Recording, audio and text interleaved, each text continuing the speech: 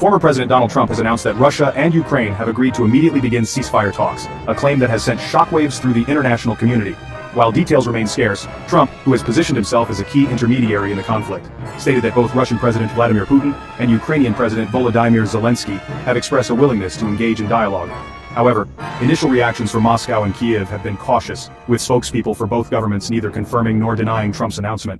This has led to speculation and uncertainty over the validity of the claim and whether substantive peace talks are truly on the horizon. After an 11-week blockade that has exacerbated a dire humanitarian crisis in Gaza, Israel has announced it will allow a limited amount of humanitarian aid into the region. The decision comes after mounting international pressure and growing concerns about the deteriorating living conditions for the 2 million Palestinians living in the Gaza Strip. While the arrival of essential supplies like food, medicine, and fuel is undoubtedly a welcome relief, the United Nations has criticized the move as a drop in the ocean compared to the scale of the needs. The UN has called for a full lifting of the blockade and a long-term solution to address the root causes of the crisis. The long and winding road of Brexit may have taken another turn with the announcement of a new deal between the United Kingdom and the European Union. British Prime Minister Rishi Sunak hailed the agreement as a decisive breakthrough that would put an end to the endless rows and arguments that have plagued the post-Brexit relationship. The deal addresses several contentious issues including trade, fishing rights, and the Northern Ireland Protocol. However, it remains to be seen whether the agreement will appease critics on both sides of the English Channel. In a blow to hundreds of thousands of Venezuelans seeking refuge in the United States, the Supreme Court has ruled in favor of the Trump administration's decision to end temporary protected status, or TPS, for migrants from the South American nation. The ruling could result in the deportation of an estimated 350,000 Venezuelans who have been living and working legally in the U.S. under the program. The Trump administration argued that the conditions in Venezuela that initially prompted the TPS designation, namely a political and economic crisis, had improved enough to warrant its termination.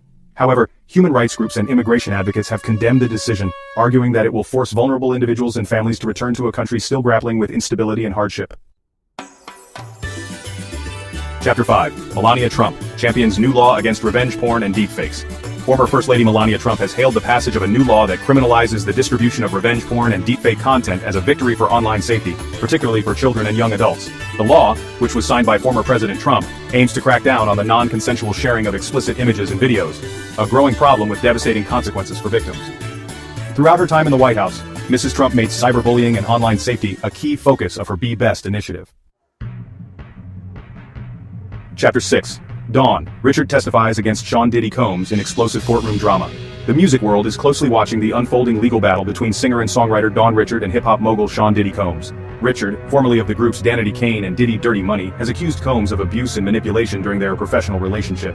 In a dramatic courtroom testimony, Richard detailed her allegations against Combs, alleging that he exerted excessive control over her career, subjected her to verbal abuse, and created a toxic work environment. Combs has vehemently denied the allegations, with his attorneys aggressively challenging Richard's account during cross-examination. Chapter 7. Canada Post strike looms as workers prepare for walkout. Canada's postal service could be headed for a major disruption as the Canadian Union of Postal Workers, CUPW, has issued a strike notice to Canada Post. The move comes after months of tense negotiations between the union, representing over 50,000 postal workers, and the Crown Corporation over wages, benefits, and working conditions. The potential strike, which could begin as early as Friday, threatens to bring mail and parcel delivery to a standstill across the country. The walkout could have significant economic repercussions, disrupting businesses that rely on Canada Post and inconveniencing millions of Canadians who depend on the postal service.